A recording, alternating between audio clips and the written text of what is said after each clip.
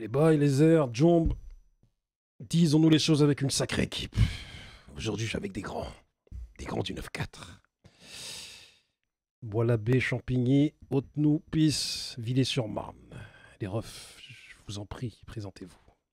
Diabira Mamadou, Haute-Nou.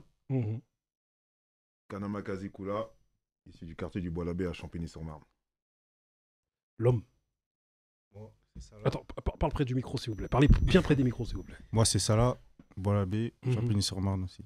Moi, c'est Bamba, Villers-sur-Marne, les autres nous. Moi, c'est Adèle, Villers-sur-Marne aussi.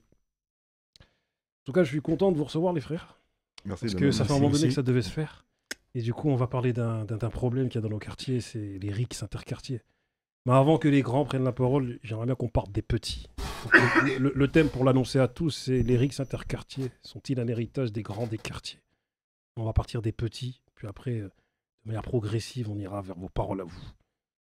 Les frères, est-ce que vous connaissez un peu les sources, les raisons exactes des embrouilles? En tout cas, de l'époque. Ah, pour le coup, au début, vraiment, des embrouilles, je n'étais pas vraiment au courant. C'est au fil des embrouilles qu'on a su que cette histoire elle avait commencé déjà il y a 20 ans. On n'était même pas nés, nous. Ça veut dire, je vais répondre un peu à ta question, c'est un héritage. Mais c'est pas partout parce que, on va dire, les plus anciens, eux, c'était pas un héritage de eux, mais c'est eux, ils ont commencé et nous, on a juste suivi le mouvement, on va dire. C'est-à-dire, ça dépend de chaque endroit, mais nous, ça a été un héritage. Et toi, je t'en prie. Ah, moi, je pense exactement la même chose que ça, là. C'est Mhm. un héritage des plus grands. Et que par derrière, vu qu'on les a un peu idéalisés, on s'est dit qu'on allait faire pareil. Mais pas directement. On s'est pas dit qu'on allait être en embrouille avec eux. Il a juste fallu d'une seule chose pour que ça puisse prendre feu directement. Est-ce que vous connaissez les motifs des embrouilles de vos prédécesseurs, de ceux qui s'étaient embrouillés avant? Oui, on en a vaguement entendu parler. En gros, c'est moi, juste de ce que j'ai entendu, ça partait à la base d'une casquette. Je crois que c'était c'était une embrouille par rapport à une casquette. Et de là, bah, ça s'était mal passé. Après, ils se sont chiffonnés. Et Et quelle après- marque? Je sais pas. Très important. La Important marque, aussi. elle est très importante. Ah non, à je sais cette pas. époque-là, il y avait des casquettes C'était- type, quoi. Non, je sais pas du tout. Et après, de là, bah, T'sais, ça a pris. l'alligator, il prenait sens. Hein. L'alligator, il était important. Et du coup, vos embrouilles, enfin, les embrouilles actuelles, c'est dû à quoi? C'est quoi? Filles, regard, rivalité? Actuellement, Ouais. Enfin, quand je dis actuellement, c'est-à-dire que avant que tout ceci cesse, comment ça a débuté Bon, après, dans votre attends. génération à vous, de ce que vous savez? c'est reparti de coups de couteau, comme ça, de regard, je pense. Hein. C'est parce que c'est même pas nous, on va dire, c'est un peu plus vieux que nous, de 3 ans. Ouais. Et il y avait. En fait, nous, il y a une foire qui se déroule presque chaque année. Avant le Covid, ça se déroulait chaque année. À Champigny, c'est la foire aux cochons. Ça veut dire, il y a un peu les gens du secteur autour, ils viennent pour s'amuser, etc. Et il y avait des jeunes du Bois-l'Abbé, des jeunes des autres nous.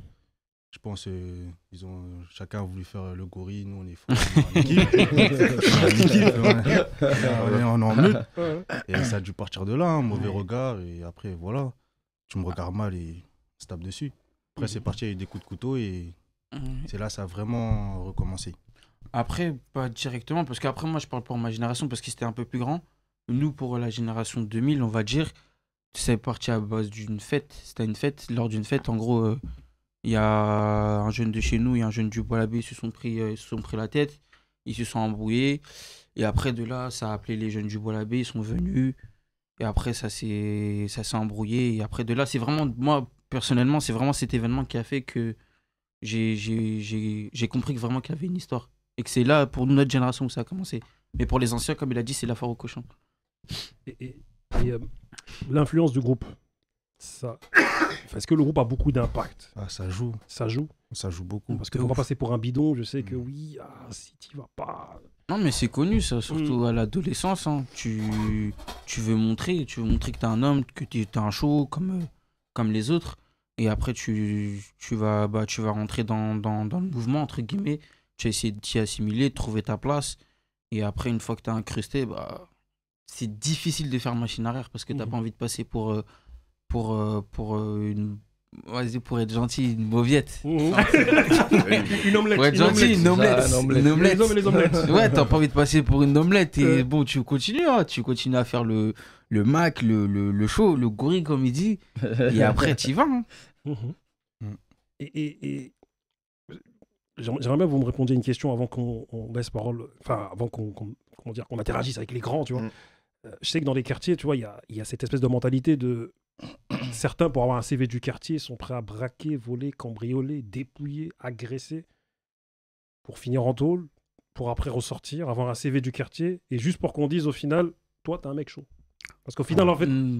et qu'est-ce que vous pensez de tout ça, de cette espèce de mécanisme qu'il y a? Parce que j'ai l'impression que c'est beaucoup ça, les quartiers. C'est le regard des gars du quartier.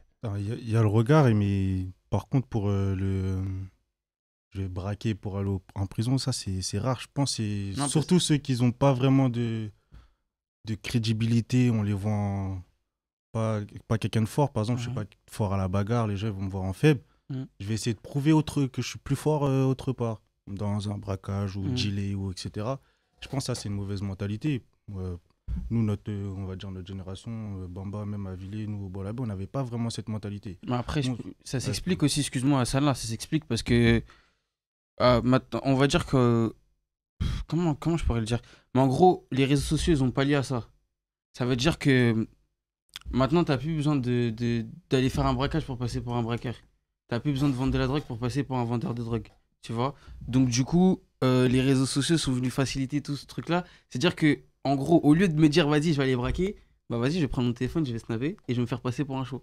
Et c'est là où là, je te rejoins sur ce que tu dis, mais en tout cas, notre génération, personnellement, ou même je peux parler au nom de ça là aussi, il n'y en a aucun vraiment qui s'est dit, vas-y, je vais aller à la poste, je vais retourner la poste, je prends de l'argent et je me taille. Non, c'est vraiment les réseaux sociaux qui ont fait que tu peux avoir une réputation d'un fou comme pas possible. Demain, moi, on va dire, je me mets au rap, je peux me faire passer pour un dernier des bandits. Je peux te dire que j'ai vendu des tonnes alors que je suis un gars super gentil. Non, c'est ça le truc là. C'est ça. La réalité, C'est une réalité, mais vérité. vraiment, mais les réseaux sociaux On sont le venus voit pallier à tout ça. Et c'est entre guillemets, en gros, ça a pu permettre d'éviter une certaine délinquance, on va dire, entre Mais guillemets. est-ce que c'est pas une maladie, ça, de vers chez nous, dans les quartiers, on veut absolument se faire passer pour des mecs chauds? Mais ça, on le voit beaucoup en ce moment en plus. Surtout dans le rap. Maintenant, les rappeurs, c'est plus les rappeurs comme avant. Où vraiment, les rappeurs d'avant, ils étaient plus, on va dire...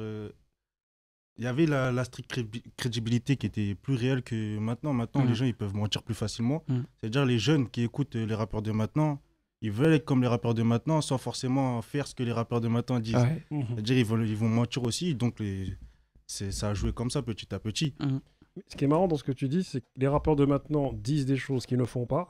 Et il y a des gars qui les écoutent en pensant que ces mecs-là font ce qu'ils disent. Voilà. Enfin, après, ça dépend. C'est-à-dire, et les mecs qui écoutent ne font pas, et les gars qui rappent ne font pas. Donc en fait, il y a une influence de gars qui ne font pas, qui influence des gars qui font pas. Mais après, c'est un peu... parce que on va dire que je peux... Après, je sais pas si je peux parler au nom de la génération des plus anciens, mais c'est ce qu'ils ont pu faire, les coups qu'ils ont pu faire, ils ont été inspirés de films. Ils sont inspirés de rappeurs. Donc en soi, c'est un peu la même chose. Je sais pas si tu vois ce que je veux dire. Mais ouais. Mais après, il y en a où vraiment, genre, on va dire des rappeurs, ils ont vraiment fait des choses. Et il y en a d'autres, malheureusement, non. Et ils propagent ces choses-là sur le net. Il y a des plus jeunes qui les voient, qui veulent faire ce qu'ils font ou ils veulent faire ce qu'ils entendent. Et du coup, ça se donne ce qu'il y a à l'heure actuelle, tous ces risques et tous les problèmes qu'on a aujourd'hui. Venons-en au fait, hein, le pied dans le plat. Les rics interquartiers sont-ils un héritage des grands des quartiers? Est-ce que maintenant c'est de la faute à eux là? En vrai, Est-ce que c'est de leur faute à eux là? un peu. Hein. Faut être franc, ça. Mais Je veux pas dire qu'on s'est battu, par exemple, Bamba enfin, Villiers et nous, notre génération, on s'est pas battu à cause d'eux, mais ils ont laissé une empreinte et nous, on a juste suivi le mouvement. Ça veut dire si c'était pas battu, peut-être nous, on serait pas arrivé à main avec eux. Eux-mêmes aussi, ils ont été victimes de la même chose que nous aussi.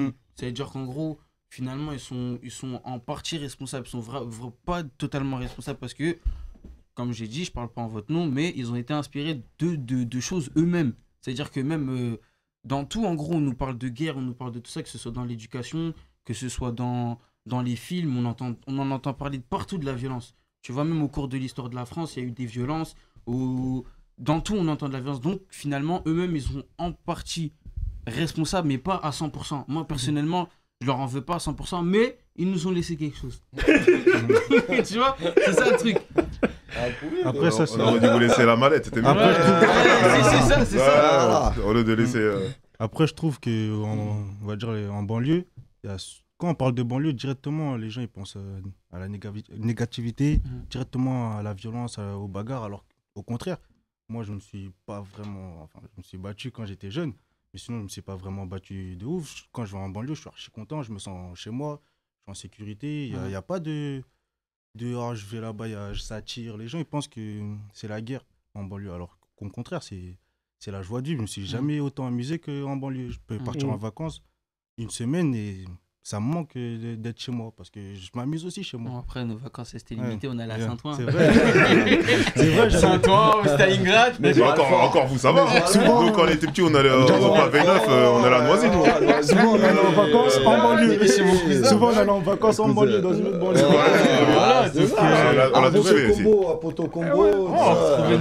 C'était les meilleures vacances. Ouais, Les meilleures vacances de Quoique, l'année. ouais, c'est les meilleures vacances. Après, c'est une image aussi, la banlieue. Enfin, quand on voit la télé, la plupart du temps, quand on voit les banlieues, c'est la guerre, même dans les films, reportages, partout. Ouais, mais en fait, ils valorisent pas les bonnes choses qui se passent dans les quartiers. Ils valorisent pas les bonnes choses qui se passent dans les quartiers. En fait, on montre toujours le négatif, or qu'en vérité, c'est vrai qu'il y a des choses qui se passent dans les banlieues, c'est normal, c'est tout à fait normal. Mais tout ce qui est fait de bien n'est pas valorisé à sa juste valeur. Et ça fait qu'aussi, même par rapport à ces jeunes-là, ils se disent on fait des bonnes choses, comme au Bois-l'Abbé, il y a des séries qui se montent, il y a des clips stars internationales comme Aya Nakamura qui fait un clip au Bois-l'Abbé, il faut le valoriser celui-là. C'est pas partout qu'on va faire des clips. En sachant que dans la conception de ce clip, c'est des jeunes du quartier qui ont fait de la sécurité, qui ont participé, etc. et tout, qui ont participé aussi à la restauration. Et c'est vrai qu'après, quand il y a des petites choses qui se passent, on en fait tout un plat. Ces jeunes-là qui ont entre 17, entre 15 et 25 ans, ils se disent quoi? Ça veut dire que les bonnes choses qu'on fait, on ne veut pas nous les montrer. Et donc, en fait, ils ont un sentiment de rejet, en fait. Et c'est ce que... Or que... il fait bon vivre au Bois-l'Abbé. À Villiers, aux autres, il fait bon vivre. Exactement. On rentre pas au Bois-l'Abbé, on s'est arraché son sac à main. C'est dans les films. Mais après, même ça, souvent... Après, nous... parce que nous, comme on est dans une bulle, on se rend pas compte de ça. Mais moi, j'ai déjà eu ce débat-là, même dans mon boulot, par rapport à des personnes qui me disaient... ouais, mais vous, en banlieue, c'est... Vous, déjà, le vous, déjà. Déjà, le vous, là. Mais là, tu vois, vous, déjà, ça te met dans une catégorie de personnes, tu vois. Déjà, le vous, il est pas bon. Mais après, quand j'ai eu son regard, j'ai compris, parce qu'il me disait... Tu sais, il parlait de la banlieue, mais lui, je lui dis, mais t'as jamais vécu en banlieue. Pourquoi tu parles de ce que tu connais pas? Il me dit, Mamadou, moi, c'est pas de ma faute. Moi, les médias, ce qui me montrent de la banlieue, c'est quoi? C'est que ça brûle, c'est que ça vole, c'est que ça tire, c'est qu'il y a ça, il se passe ça dans les caves et tout. Moi, je suis désolé. Moi, j'ai habité dans la campagne. Moi, quand je regardais la télé, on me montrait que ça. Donc, c'est pas de la faute aussi des gens qui parlent de ça, c'est les médias. Parce que les médias, ils te montrent quoi de la banlieue? Ils te montrent que le mauvais côté. Ils disent pas que nous et tout manière, souvent, quand ils parlent de la banlieue, ils invitent pas des gens qui vivent en banlieue, ils invitent des gens qui parlent de la banlieue. Mais inviter les gens qui parlent de la banlieue, ils vont dire, mais bien sûr qu'il fait bon vivre en banlieue. Nous, on a grandi toute notre vie, on était là-bas. On dit pas que c'était... c'est pas Las Vegas, hein. On était là, on a souffert quand on a souffert. On était là comme tout le monde, on a fait, on va dire, on a manqué de rien, on n'a pas eu plus, mais on était bien. On était bien, je crois que toutes nos amitiés qu'on a durant les années, on les a eu là-bas et on les garde encore. C'est parce qu'on s'est bien senti là-bas. Mais sauf que là, dans les médias, ils te montrent le mauvais côté. Le mauvais côté, la banlieue, il y a ça, il y a ci, il y a ces communautés-là, ils font la guerre, tout ça et tout. Alors qu'il y a tout. C'est un melting pot, une banlieue. Il y a toutes ces cosmopolites. Et ça, ils vont pas te le véhiculer. Comme dirait un artiste, si tu veux voir la pureté d'une amitié, viens vivre au milieu des ghettos français. C'est vraiment réel. Ah bah oui, c'est réel. Monsieur Adel, j'aimerais bien avoir ton avis sur le thème. Est-ce que vous avez laissé un malheureux héritage? Ah, clairement, oui. Faut qu'on assume. Ah, oui. Non, bah oui, clairement. Clairement, parce que, comment dire, quand on sait qu'il y a déjà eu un passif, forcément, on a envie de reproduire. Les plus jeunes ont envie de reproduire ce que les plus anciens ont fait et limite même aller plus loin pour prouver, en fait. Donc, clairement, pour moi, en tout cas, nous, dans ce conflit-là, je sais que ça a joué. Parce qu'il peut y avoir des différends avec d'autres quartiers. Après, ça reste des différends ponctuels. Mais quand c'est avec le quartier rival historique, là, on sait que non, en fait, on est parti pour un long conflit parce que les anciens, les plus grands, les grands frères ont déjà mené ce conflit-là. Donc, ouais, clairement. Mais d'ailleurs, ça a été le sens de notre démarche. Hein, c'est parce que quelque part, on a... Ouais, parce qu'en fait, si tu stoppes pas ça, en fait, tu cautionnes. Quelque part, parce que malheureusement, ça fait... parce que même c'est même plus loin que nous, parce que moi, c'est la génération de mon grand frère qui a 10 ans de plus que moi. Et lui, c'est un 70. Et il y avait déjà ça. Mais après... et en fait, c'est cyclique, parce que ça s'arrête à chaque fois. Mais il va avoir, comme eux, il y a eu... ça a été des embrouilles sur peut-être des regards, des trucs comme ça. Nous, ça a été la casquette. Et à chaque fois, tu vas avoir un thème qui va pouvoir... faire que l'embrouille, tu peux la valider. C'est bon, cette génération-là, c'est bon, elle peut commencer, tu vois. Mais, et limite, ceux au-dessus, ils vont dire, ah, c'est bon, ah, mais nous, on a fait ça, nous, on a fait ça. Ouais. Ah ouais, vous avez fait ça? Attends, nous, on va faire ça. Nous, on va faire plus. Nous, on va faire ça. Nous, on va montrer qu'on peut faire mieux et tout. Et c'est là que c'est pas bon. C'est là que c'est pas bon, parce qu'en fait, tu continues... en fait, tu perpétues quelque chose qui est mauvais. Tu vois, alors que derrière, au final... Quand tu regardes bien les composants des quartiers, mais des deux côtés, c'est les mêmes choses. C'est les mêmes choses. C'est pas identique. Mais est-ce que maintenant, on ne fait pas une différence entre les embrouilles d'avant et celles actuelles? C'est-à-dire que celles actuelles, elles sont beaucoup armes blanches. Les petits, ils n'hésitent pas à se planter. Et avant, je sais qu'avant, il y avait beaucoup plus d'un contre un, me semble-t-il. Moi, je suis pas d'accord. Pour moi, on est en train d'idéaliser nos générations. C'est ça. Franchement, mais ça tirait. Après, là où je vous rejoins, t'as vu, je pense que c'est nous, nos générations, on a inventé les guet-apens. T'as vu? Ouais, attraper des mecs à t'as vu, moi, on va dire que je suis intermédiaire entre vos deux générations. Franchement, vous, ça mettait des coups de couteau, ça tirait, ça faisait... Nous, pareil, enfin... nous, il y a eu des blessés graves. Il y en a jusqu'à maintenant, ils ont encore des balles dans le stomac. Il y en a, ils ont des séquelles encore aujourd'hui. Ils ont des séquelles, malheureusement. Et c'est vrai qu'avant aussi, quand on était plus jeune, pourquoi peut-être on était plus fougueux? Parce que déjà, nos quartiers, ils étaient vraiment réputés dans les années 90, que ce soit les Autres-Nous ou Bois-l'Abbé. Ça veut dire que nous... On se disait, là où on va aller, il faut qu'on fasse mieux que nos anciens ou arriver à leur niveau. Parce qu'on ne pouvait pas se permettre de rentrer dans le quartier et se dire on s'est fait tabasser par un tel quartier, etc. Et tout, parce qu'on aurait eu des comptes à rendre aussi par rapport aux anciens. Ça fait que on faisait souvent des descentes dans les quartiers des gens. Enfin, aussi faisait descendre... Et ça se fait plus, mais heureusement. Heureusement. Mais ça veut dire qu'on était vraiment aussi inconscients du danger. Et donc, ça se fait, hein. Même les descentes maintenant, ça se fait encore. Les armes blanches et les armes à feu, il y en a eu à tous les coups, parce qu'il y a eu des incarcérations. T'es pas incarcéré pour un coup de poing, t'es incarcéré pour tout ce qui est... J'ai une question à vous poser, surtout les anciens, là, les grands. Là. Est-ce que maintenant, parler de ces, de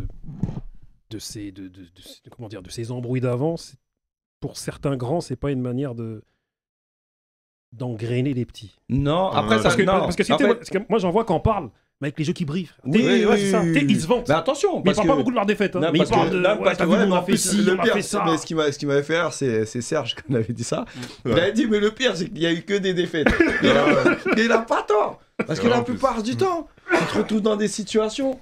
Et c'est même les trucs qui sont les plus marrants, c'est quand tu te trouves dans des situations où tu es obligé, tu es là, tu es dans des bourbiers, tu es en infériorité, tu sais tout. Et tu es là, tu sais que ça va être une galère, c'est tout. Tu te dis, putain, ça va être chaud, tu sais même pas si tu vas rentrer. Mais comme tu dis, en fait, ça dépend de qui te parle de ça. Et souvent, tu vois ce que tu dis là, c'est ceux qui n'ont même pas vécu les choses qui parlent de ça. Ils te parlent de ça, ils n'ont jamais été dans les histoires, ils ont entendu. Donc après, ils vont répéter des histoires, alors qu'ils n'étaient même pas là. La plupart du temps, ils ne sont pas là. Et ils véhiculent des choses et tout. Et ils te font comme si, oh, nous, c'était là, c'était chaud, on a fait ça.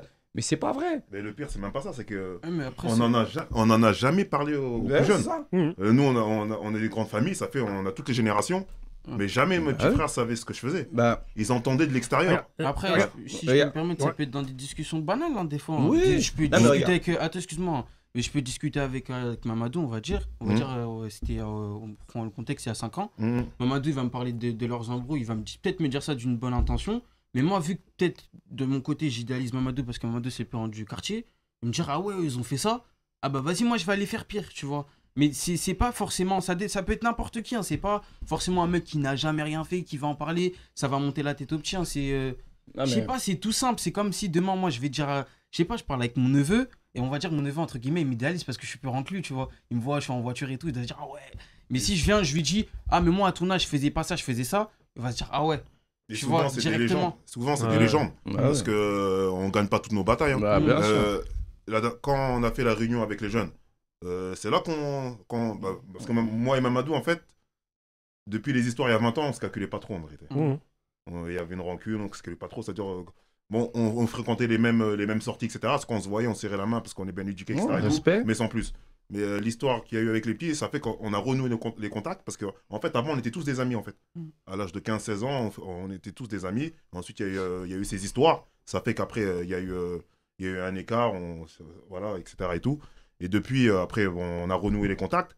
Et quand on parle des histoires qu'il y a eu à 20 ans, on en rigole. On dit, mais tu te rappelles ce jour-là? Ouais, tu te rappelles ce jour-là quand tu m'as coursé? Pour dire qu'en vérité, c'était du n'importe quoi. On a perdu plus de temps qu'autre chose. On a perdu du temps. Dans Street Press, tu dis très bien. Tu dis, on a perdu 10 ans alors qu'on aurait pu entreprendre, faire des affaires, faire vivre nos quartiers ensemble. Même au-delà de ça, nous, on venait tester des embrouilles. En plus, comme je disais tout à l'heure, on a les mêmes composants, on est des mêmes endroits et tout. Mais de véhiculer ces mauvaises choses par rapport à des gens qui disent oui, ouais, non, c'était bien et tout. Mais c'est faux parce que moi, je me rappelle au tout début, quand eux, il y avait leurs embrouilles et tout. Moi, mon neveu, il est de leur âge, de leur génération. Mais mon neveu, il ne savait pas. Moi, il l'a su quand on a commencé à en parler par rapport à ça pour leur dire, mais c'est pas bien ce que vous faites. Parce qu'eux, ils nous regardaient en mode. Eux, de toute manière, ma Bamba, moi, il a 20 ans d'écart avec moi. Lui, il me voyait, il m'a vu avec des poussettes. Il m'a vu avec les voitures. Il m'a vu. Il ne calculait même pas. Il regardait que mon dos, lui. Mon dos, à l'ancienne, il m'a dit, vous êtes le mec, carrément. Il était là. Lui, il savait pas. C'est quand on est venu, on lui a expliqué, on a dit, ah ouais, d'accord. Là, il s'est dit, ah ouais, donc, en fait, ce qu'on vit, vous connaissez, en fait. Bien sûr. Parce que nous, c'est de génération en génération, sauf qu'à un moment, comme nous, on est passé à autre chose. On est passé les enfants, les mariages, des trucs comme ça. Donc forcément, on ne calcule plus ça. Mais si on n'avait pas fait ce choix de revenir et d'en parler avec eux, bah, ce serait nos générations. C'est eux, c'est après, c'est nos fils, c'est tout. C'est tout le monde, tu vois. Donc t'es obligé. J'aimerais bien poser une question à M. Adel. T'as vu, je reviens sur cette question que je disais de ressasser le passé ou raconter ces histoires. Est-ce qu'il n'y a pas une manière de raconter les histoires pour éviter d'influencer des petits à faire mieux? Bah justement, en fait, pour moi, c'est tout l'enjeu. C'est-à-dire que même là, ce qu'on essaie de faire, on va pas se vanter de ce qui a pu être fait. Et comme je dis, moi, ce que j'aime bien, c'est quand on est là, on rigole plus des défaites. Parce que y a des gars qui s'en vantent. Hein, mais c'est ça le problème. Non, mais il faut dire la vérité. Mais même comme ça. Il y en a des entraînes. Non, mais il y en a. Ils revivent encore le moment. Mais c'est ça. Et comment dire. Et quand déjà, même à la base, quand on sait qu'il y a des embrouilles et que en tant que plus grand, en fait, on n'intervient pas. Même on calcule pas, on se dit, ah vas-y, c'est des trucs de petits et tout ça, mais en vérité, notre silence, c'est une validation implicite, en vérité, quelque part. C'est-à-dire que déjà, dès le départ, on n'est même pas dans notre rôle. Après, il y a quoi? Il y a aussi comme je dis, raconter des histoires, mais nous, les histoires, on les a entendues. Il y a même des fois des légendes. Moi, je vais te dire, ce qui a fait que j'ai eu la haine contre les mecs du Bois-l'Abbé, c'est quand il y a eu le décès de Samy, paix à son âme. Qui avait rien à voir avec les bagarres. Ça n'a rien à voir. Non, ouais, il y a eu en fait, il y a eu un décès, un accident de voiture. Mais je veux dire, c'était un drame au quartier, on était tous tristes et tout. Et je sais pas, mais nous, dans notre génération, ça a dit que les gars du Bois-l'Abbé, ils ont fait un barbecue pour fêter. Attends, mais ça, c'était en 2003, des gens du quartier. Des gens chez nous. Qui nous ont dit, ah, les mecs du Bois, ils ont fait un barbecue, tout ça. Moi, j'avais le mort. Un mois après, je devais retourner au lycée à Champigny. J'avais les couteaux entre les dents. C'est en 2017, quand on a fait la réunion, que j'ai appris que c'était faux. Je sais pas non, mais tu vois ce que je veux dire, mais je sais qu'il me l'a dit. Je vais pas dire qu'il me l'a dit ici, mais je sais qu'il me l'a dit. Maintenant, le gars là, mais comment il a pu inventer ça? Non, mais c'est incroyable parce que. Tu vois ce que je veux dire? Et c'est 15 ans après, j'ai su que c'était faux. Parce que en vérité, ils étaient tristes, ils étaient en deuil aussi. Parce que moi, moi je l'ai vécu pleinement, ce décès et tout. c'est un bon ami. Et moi, j'en ai vu, tiens, à cette période-là, des gens du Bois Labbé. Mais moi, j'en ai croisé. Et ils m'ont parlé, ils m'ont dit, mais j'en ai croisé, ils m'ont dit, on choisit jamais ça pour personne. Tu vois. Et quand lui m'a dit ça, je dit, ah ouais, quand même, tu sais, c'est là où ça peut aller, tu vois. Juste pour envenimer les choses. Pour dire, ouais, non, t'as vu là-bas. Mais c'est là où, comme tu dis, il y a des discours qui sont mauvais dans les quartiers. Il y a des discours, il y a des gens qui... Et en plus, pourtant, pour moi, hein, la plupart, c'est des gens qui, derrière, en plus, n'ont jamais rien et ne feront jamais rien et qui vont pas quitter leur quartier. Et tout à l'heure, tu as dit un truc, tu as dit comme quoi... mais même, je l'ai vu dans Street Press, tu disais comme quoi, tu as vu certains grands d'époque, ils vous disaient, c'est bien les petits, là, vous êtes passé un cran au-dessus. Tu sais, genre, ils vous validaient comme ça, tu vois. Et je me suis dit, c'est... incroyable, ça. Ah bah attends, nous, là, des gens de leur génération, quand c'était chaud, ils disaient, mais nous, à l'époque, là, la Garde-Villiers, ça passait pas. Hein. Comment tu veux que nous, derrière, c'est les grands, il faut qu'on prouve que. Ouais, c'est vrai, tout ça. Après, et comme je te dis, on n'entend que les victoires. Hein. Et de l'autre côté, c'était persuadé aussi pareil que des victoires. Mais même un truc, parce qu'on est tous humains, on est là, et à un moment, faut pas se leurrer, on est seul. Tu penses vraiment qu'il y en a, ils ont pas peur. Mais il y en a plein, ils ont peur. Il y en a plein, ils veulent sortir. Il y en a plein, ils voudraient bien s'échapper du truc. Mais comme c'est des phénomènes de groupe et il y a du monde et tout, tu dis si tu fais ça, ouais, je vais passer. Mais la plupart des gens, tu leur poses la question en individuel, ils disent, mais non, mais ça sert à rien. Ouais. Ça sert à rien du tout. Et tout le monde le sait, ça. Mais comme c'est phénomènes de groupe et que tu as envie de montrer que tu es quelqu'un, ben, tu fais genre que, ouais, non, on est chaud, on descend. Moi, pour te dire, ça n'avait rien à voir avec le Bois Labbé, on était parti il y a très longtemps, on avait fait une descente dans une autre ville. On est parti en partant de Villiers, je crois qu'on était à peu près 100. En arrivant vers la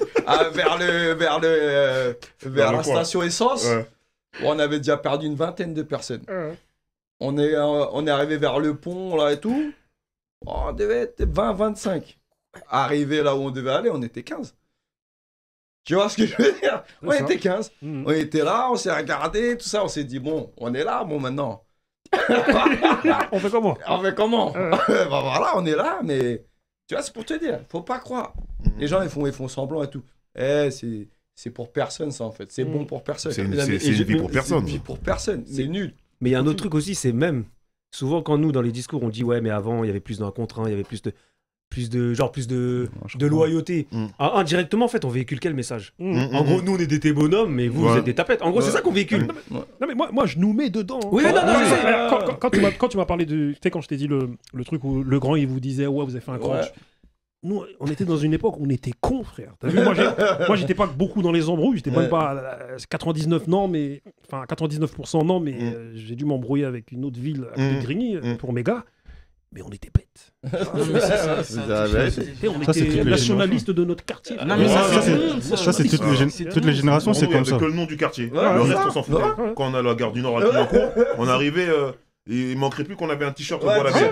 Mais parce qu'à l'époque aussi, des 19-4, ça nous ouvrait des portes. Parce que les gens, ils craignaient un peu les autres, nous, le Bois Labbé.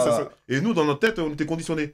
Ah bah les meufs on va les serrer, Bois Labbé, on va rentrer en soirée gratuit, mais après quand tu vois, et voilà. Moi je viens de Grigny, moi, tu vois, et Grigny, t'as vu, c'est un délire de mentalité comme à Marseille. C'est-à-dire nous avant à l'époque, quand il y avait une embrouille avec des mecs de Grigny, enfin des mecs d'ailleurs, c'était au nom de la réputation de Grigny. C'était pas au nom de c'était au nom de la réputation de Grigny, il fallait se déplacer. Voilà, tu vois. Et je reviens sur un truc que tu disais, notamment dans le reportage avec Street Press, tu disais que nous si on n'y allait pas, on frappait les mecs qui n'y allaient pas. Non, ça arrivait. Mais c'est clair. Parce que c'était pour conditionner tous les autres à dire tu veux pas, tu vas aller. Tu vois, c'est bête hein, de se dire ça, de se dire. Alors qu'il y en a plein, ils voulaient pas y aller. Il y en a plein, ils veulent pas aller. Ouais, mais après, comme disait Adèle au dernier reportage, il y en a, ils étaient obligés d'y aller parce que ça servait de protection aussi. Ouais. Si jamais tu as un problème, tout le monde va descendre pour toi. Du coup, il y a eu le déclic. Ce déclic, il a eu lieu il a eu lieu parce qu'il s'est passé quelque chose dans votre génération à vous. Et voilà, c'est ça. Est-ce que vous pouvez nous le raconter un peu? Après, ce qui s'est passé, pourquoi les grands à un moment donné se sont mobilisés parce qu'ils se sont dit en fait, il y a eu un événement. Il y a eu un gars de chez moi. On était tous, moi j'étais au City. On était tous au City. Il y a des gars de Villiers, ils sont venus à côté d'un restaurant. le Buns. Ils sont venus à côté, il y avait quelques gars de mon âge. Et voilà, il y a une petite bagarre là-bas et il y a des coups de couteau. Il y a un pote à moi, Blessé il grave. était blessé grave. Ça veut dire, cet événement, ça a chamboulé tout le monde, en fait, au quartier. Parce que l'enfant, c'était l'enfant d'un grand qui était lui aussi avant dans l'histoire. Voilà. Ça veut dire, il y a eu des petits appels avec les grandes villiers pour essayer de calmer les choses. Et les jeunes de notre génération, il y en a, ils n'étaient pas d'accord. Voilà, ça a créé. Ça veut dire, les gens ils voyaient que ça s'amplifiait, en fait. Ça devenait très, très grave, en fait. Là, ça allait devenir très, très grave parce qu'on ne savait pas si il allait s'en sortir ou non. Au début, les premières heures, on va dire. Après, quand on a vu qu'il allait mieux, même là, ça a dit, vu qu'il est vivant, ça va le venger encore. Ça va le venger comme si... faut qu'il y ait un mort, en fait, de l'autre côté pour qu'on soit quitte. Ça veut dire les grands, ils ont pris conscience de ça, ils ont essayé d'arrêter les choses. Ils ont pris des initiatives, ils ont essayé d'appeler les... Mais après, attends, excuse-moi, mais avant que les grands ils rentrent en jeu aussi, après ça, je sais pas si vous le saviez, mais il y a eu des frères de la mosquée du Bois-l'Abbé. Ils sont venus aux Zoutous, moi je me rappelle, j'étais en train de jouer au foot ce jour-là, ils sont venus nous voir, ils nous ont parlé par rapport à tout ça. Et ils ont quand même essayé aussi de leur statut d'essayer d'apaiser les tensions. Parce que ouais, à ce moment-là, si c'est pas les gens, enfin les habitants des quartiers qui prennent les choses en main, personne ne va le faire. Parce que à ce moment-là, c'était tellement chaud et je vais pas cracher sur la police, etc. Mais ils étaient pas là, ouais, ils étaient pas aptes à arrêter. Ils n'ont pas les composants de ce qui se passe. Ils savent pas vraiment. Ils savent. Eux, en fait, ils sont là pour arrêter les gens et tout. Et après, derrière, s'il y a des peines à donner, ils vont le faire. Mais derrière, c'est pas des personnes qui sont là pour... il n'y a pas l'aspect pédagogique. Ils sont pas dans l'humain. Ouais, ils sont pas parce qu'ils cherchent même pas à l'être. Ils ont engrainé pas mal de choses aussi. Ça dépend. Pour le coup, moi, je peux me permettre, hein, mais ça dépend. Moi, je suis déjà tombé sur des policiers parce que moi, il y avait eu une embrouille à la sortie de mon lycée. Moi, je m'étais fait attraper, mais j'avais rien fait ce jour-là. J'étais tombé sur une équipe de police. Moi, c'était des baqueux. Et moi, ils m'avaient parlé. Hein. Ils m'avaient fait la morale et tout. Mais moi, je leur ai fait comprendre que moi, j'étais pas dedans. Donc, du coup, en soi, ça les a rassurés. Mais moi, dans la voiture, on va dire pendant les 40 minutes de trajet, ils ont fait que de me parler de ça. Mais eux, cette équipe-là, sur laquelle je suis tombé, ils étaient dans l'humain. Ils m'ont parlé, ils m'ont dit ce que tu fais, c'est pas bon, ça va entacher sur ta scolarité. Regarde là, à la suite de ta garde à vue, tu risques d'avoir un conseil de discipline. Après, maintenant, t'as quel âge? J'aurais dit, j'ai 16 ans. À 16 ans, tu peux ne pas avoir d'école. Tu vois, ils m'ont parlé de toutes ces choses-là. Et après, bon, moi en soi, j'avais déjà mon positionnement par rapport à ça, donc ça n'a rien changé. Donc, si ils auraient pu faire ce travail-là sur une autre personne, si ça est tombé sur quelqu'un d'autre, j'en suis sûr qu'ils l'auraient fait aussi. Du coup, il nous reste 10 minutes, mais à un moment donné, les grands, vous avez mis vos rancunes de côté. Chose que plein de grands ne font pas. Hein. Parce qu'il y a plein de rixes interquartiers, et les grands, ils peuvent régler l'histoire, ils font rien du tout. Et parce qu'ils sont pas grave en lien avec les petits, ou même les petits, ils s'en soucient pas forcément, tu vois. Et du coup, Adèle, je te pose la question, même à vous tous.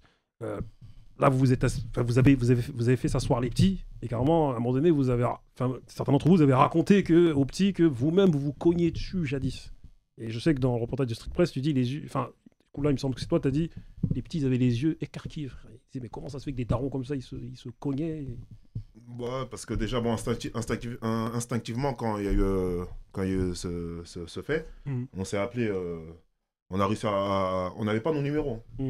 On a réussi à trouver nos numéros, on s'est appelé, on s'est dit, bon, il y a un problème, il faut qu'on se réunisse, il faut qu'on ramène les vrais acteurs de ces conflits, 5 personnes de chaque côté, et qu'on se réunisse autour d'une table, et qu'on fasse notre rôle de personnes légitimes du quartier, et de médiateurs en même temps, et de leur expliquer. Et en fait, il fallait des phrases chocs pour qu'ils comprennent, parce qu'ils ne savaient pas qu'autour de la table,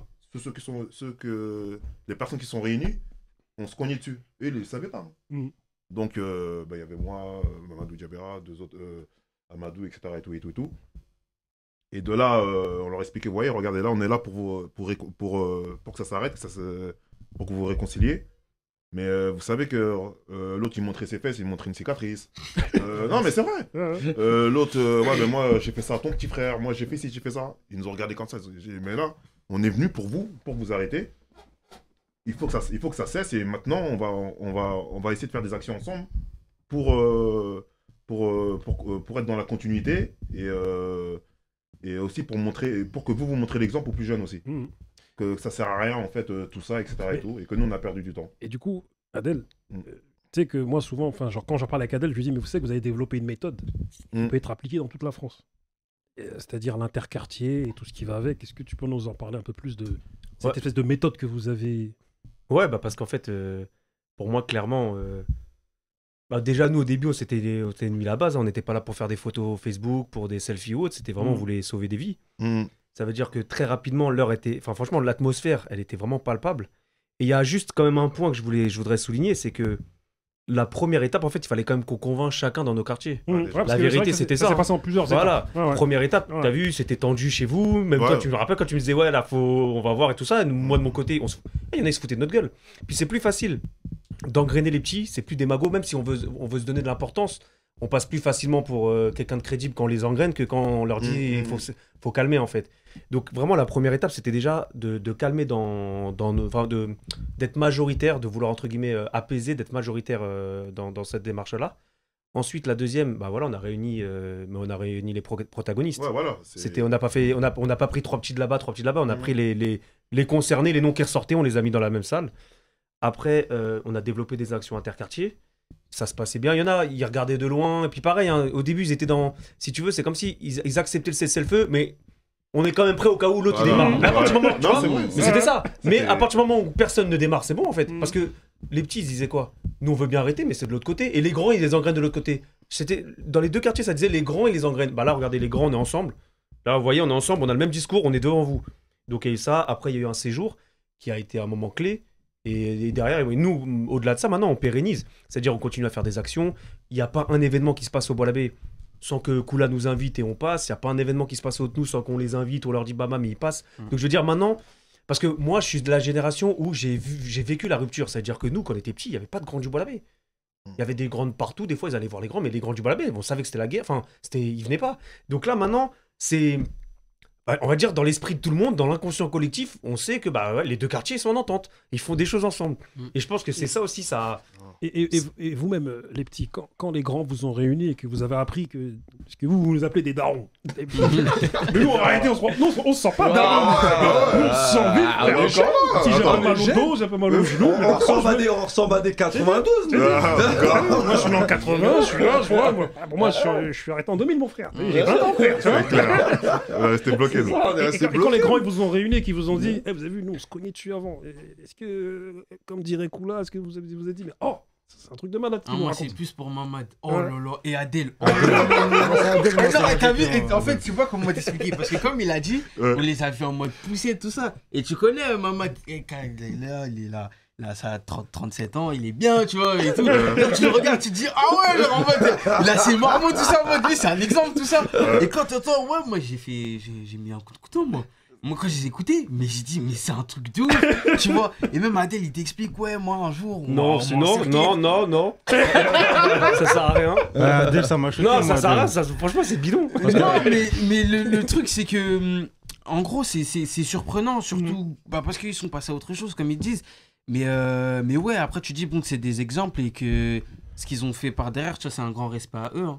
Franchement, mais vraiment. Dis-moi, tu voulais dire quoi? Ouais, moi, Adèle, c'est Adèle qui m'a choqué. Adèle, c'était mon surveillant au collège. Je le voyais tout gentil. Il parle avec tous les petits, comme si c'était les petits frères. Archi gentil. Et quand tu entends des histoires, tu te dis Adèle, il était impliqué. Tu te dis, mais c'est pas possible en vrai. Et c'est ça choque, ça te met une claque. Tu te dis en vrai, je peux devenir comme eux, voir, tu vois. C'est pour ça. Bon, moi, il dit un grand respect à eux, mais c'est un grand respect à eux. Parce que, nous, on a fait que suivre le mouvement. Parce que eux, à un moment, parce que même si après, il y a eu, c'est vrai qu'il y a eu une initiative des différents quartiers de dire, voilà, faut qu'on arrête et tout. Mais eux, à un moment, ils ont suivi. Ils ont dit, ouais. Ils ont raison, on va arrêter et tout. Et en fait, ils ont mené les actions pour arrêter. Et en plus, même au-delà de ça, c'est que pour les générations suivantes, eux, ils ont montré que, t'as vu, nous, on s'entend, mais en dessous, ça va s'entendre, et après, ça va s'entendre. Et en fait, ça se perpétue, donc c'est là que c'est bon, tu vois. C'est là où, et de toute manière, tu le vois aussi, parce que faut pas se mentir. Nous, par exemple, nous, on était dans les écoles, on était avec des gens de Champigny. Donc, on connaît des gens de Champigny qui sont pas forcément dans les embrouilles et tout, ou sont pas forcément dans les mêmes quartiers. Mais quand ils te disent, c'est bien ce que vous avez fait, c'est là que tu vois que tout le monde, en fait, veut que ça se passe bien. C'est pour ça que c'est bon. C'est pour ça qu'eux, leur génération, elle a marqué le coup. Est-ce qu'en vérité, leur génération, c'est pas eux les bonhommes comparé à nous? C'est-à-dire que, comme tu l'as dit dans le reportage, vous avez fait un truc inédit. C'est-à-dire que nos générations sont engrenées par les générations d'avant et ainsi de suite. Vous avez dit, vas-y, rupture. Ça y est. On va décider de faire la paix. Est-ce que les vrais bonhommes, c'est pas vous même? C'est pas eux. Ah, bon, moi, comme je le dis toujours, parce que au final, on parle entre guillemets de nous. Pourquoi? En quoi on sort du lot? Parce que vous avez décidé d'arrêter. Parce que c'est vous, en fait. Pour moi, ce qui fait la fierté, au final, c'est vous qui avez fait la fierté de notre quartier. Et après, encore une fois, nous, on peut dire maintenant, on se dit, on a effacé notre ardoise, on a effacé l'ardoise, on avait une dette, en fait, on l'a fait. Mais eux, parce qu'au-delà de ça, ils perpétuent ce travail. Enfin, on n'est même plus dans la pacification, là, on est vraiment dans la fraternisation. C'est-à-dire que les deux quartiers sont vraiment en entente, ils font des trucs qui n'existaient pas. Et c'est eux les ambassadeurs. Et pour moi, en tout cas, pour aller dans le sens de ce que disait Maradou, de ce qu'on dit tous, en fait, nous, on a reproduit quelque chose qui est commun, classique. C'est eux qui sont sortis du lot et qui ont eu l'intelligence et le courage même. Parce que le courage de se dire que non, en fait, pour être un bonhomme, c'est pas se faire la guerre, en fait. C'est réfléchir différemment. Mais la force, quand même, de vous, c'est que. Parce qu'il y a plein de quartiers où les grands, ils bougent pas. Ils se disent, vas-y, moi, je suis plus dans le quartier, c'est fini, j'ai plus le temps. Même il se passe une tuerie, je reste où je suis parce que il n'y a pas cet esprit-là. Vous vous êtes dit instinctivement, vous vous êtes appelé et vous êtes dit la même chose au même moment. Et en sachant que pendant 10-15 ans, on se parlait pas. C'est ça, vous parliez pas. Non, on se parlait pas, vraiment. Parce que vous avez vu les gars de notre génération, là, même aujourd'hui, là, il y a des mecs, c'est bizarre entre eux. Ils vont pas se battre, mais il y a des rancunes de 20 ans. Attention, toujours. Non, mais après, je sais pas si tu te rappelles, Koula, quand on parlait, c'était en bas de la Tour Odin. Et quand tu disais, ouais, c'est un peu tendu, tout ça. Et même je disais, mais attends, si au lieu que des gens de 40 ans, ils calment des petites 15 ans, c'est des petites 15 ans qui excitent des grandes 40 ans, là. Franchement, il faut arrêter là. En fait, on n'est plus des hommes, en fait. Enfin, je veux dire, faut arrêter de. Enfin, pour moi, en fait, c'est juste de la responsabilité. C'est comme si toi, demain, on te dit, tu peux sauver une vie. Tu vas dire non. En fait, c'est ça. C'est-à-dire que c'est un minimum d'investissement. Après, il faut pas être isolé. Mais c'est ce premier pas qu'il faut faire. Et après, en vérité, on est plus à l'aise chacun. On est plus à l'aise dans notre conscience. Ça a suivi par derrière. Vous avez conscience que vous avez fait un truc inédit? Ouais, si. Vous en avez conscience? Sans nous jeter des fleurs. Bien sûr. Moi, je suis fier. Bien sûr. Non, mais parce qu'après, ce qui s'est passé par derrière, c'est que les plus petits, en gros, ils ont commencé à faire leurs propres actions aussi. C'est-à-dire que, en gros, on va dire les 2003, 2004 et ainsi de suite, ils ont commencé à organiser des matchs entre eux. Tu vois? Et on va dire cette espèce de concurrence qu'il y avait entre les deux quartiers, elle s'est placée dans d'autres niveaux. C'est-à-dire, ça va être sur des matchs sur la play. Ça va être sur le sportif. Ou sinon, ça va faire quoi? Après, c'est marrant, tu vois, on en rigole. Mais tu vois, quand on joue à GTA, c'est là-bas où tu vois, on se rentre dedans, tu vois. C'est devenu virtuel et c'est devenu un peu plus. Genre, cette concurrence-là, elle est plus malsaine. Elle est plus malsaine. Ouais. Pas les plus malsaines. Oui, non, mais elle ne l'est plus. Tu vois, et en gros, ça se passe hyper bien entre nous. Et que même maintenant, genre en gros, quand moi je croise des gens avec qui j'ai fait le voyage, on se pose et on rigole pendant des 20 minutes et on discute. C'est un truc de fou quand même. C'est-à-dire que Adèle, j'en parlais longuement avec lui, il me disait que maintenant, des petits qui sont téplants entre eux, qui se sont pétas, ils en viennent à jouer à la console ensemble. Ah non, mais il faut que je te raconte une histoire carrément par rapport à ça. C'est pendant le voyage, en fait, il y a eu un événement, franchement. Moi-même, j'étais choqué. Mais vraiment, en gros, c'était un soir, il y avait, on était 3. Il y avait moi, et un mec du bois et un mec des autres nous. Mais il y a vraiment un truc improbable. Hein.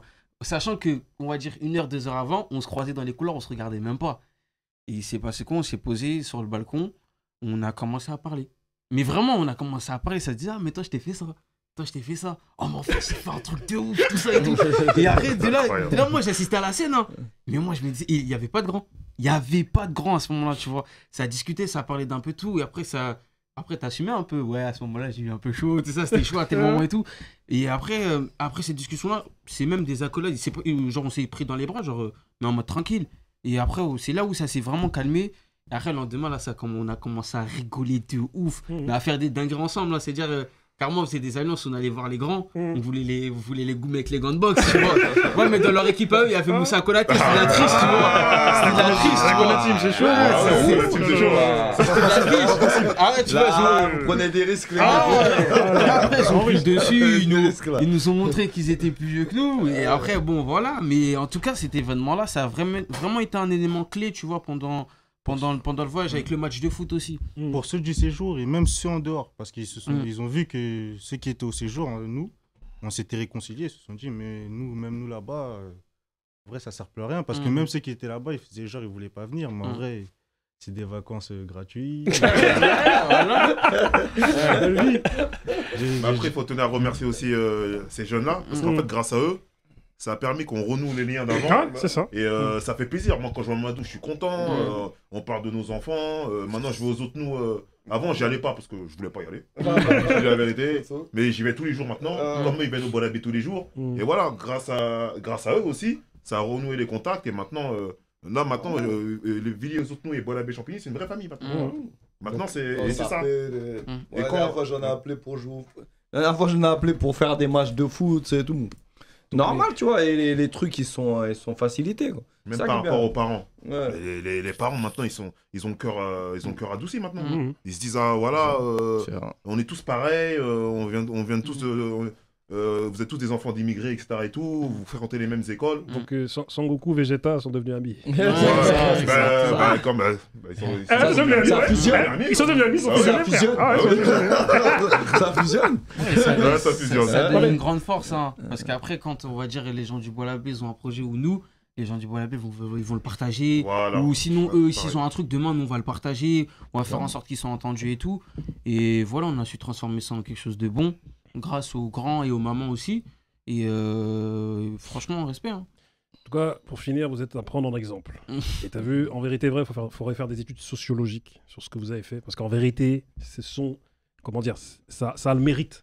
Et ça devrait, tu as vu, figurer même dans des grands reportages sur des grosses chaînes. Même si Street Press, gros travail, hein, tu as vu, c'est un gros média. Et tu as vu, respect à eux. Grand respect à eux parce que merci à eux. Ils ont bien réussi à retranscrire vraiment ce que vous pensiez et comment on peut arrêter. Mais vraiment, votre méthode, je vous le dis, hein, elle a étudié dans des écoles, dans des universités et dans des hautes instances. Et même les politiques devraient s'en inspirer parce que c'est comme ça qu'on arrête les embrouilles de quartier. Et vous avez fait la démonstration. Nous, le but, c'est que dans les quartiers, ça arrête de se taper dessus pour tout et n'importe quoi. Il y a plus de choses à faire. Se concentrer à faire des choses bien dans nos villes et valoriser nos villes que se taper dessus. Après, il faut un engagement total aussi des acteurs de terrain. Parce que c'est de la politique, hein, ce que vous avez fait. C'est ça la vraie politique. Tu vois, c'est un programme politique. Ce que vous avez fait là, c'est ça la politique.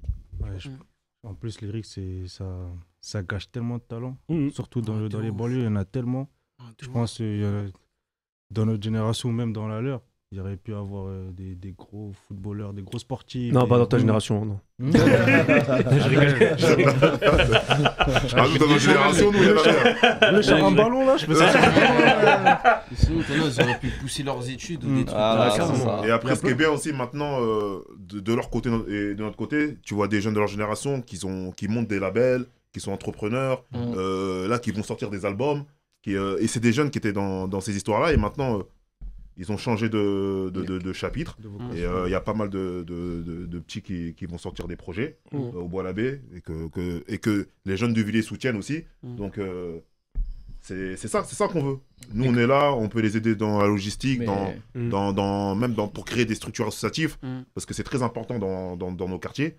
Et maintenant qu'ils ont la tête sur les épaules, ils savent qu'ils sont bien encadrés, parce qu'il y a nous, il y a aussi les services de jeunesse, il y a les institutions, les éducateurs aussi des villes qui sont là aussi. Donc, ces jeunes, quand ils sont au courant qu'il y a des personnes autour qui peuvent les aider, qui peuvent les accompagner, ça les facilite, quoi. Et nous, on est là pour ça, en vérité. Mais même tout à l'heure, en fait, quand tu avais commencé, la discussion, tu disais, en fait, tu parlais de CV. Mais c'est ça qui est fou dans les cités. On parle de CV, on dit, ouais, pour avoir un bon CV, il faut être gang, tu vois, faut représenter le mec de la cité, tu sais, tout.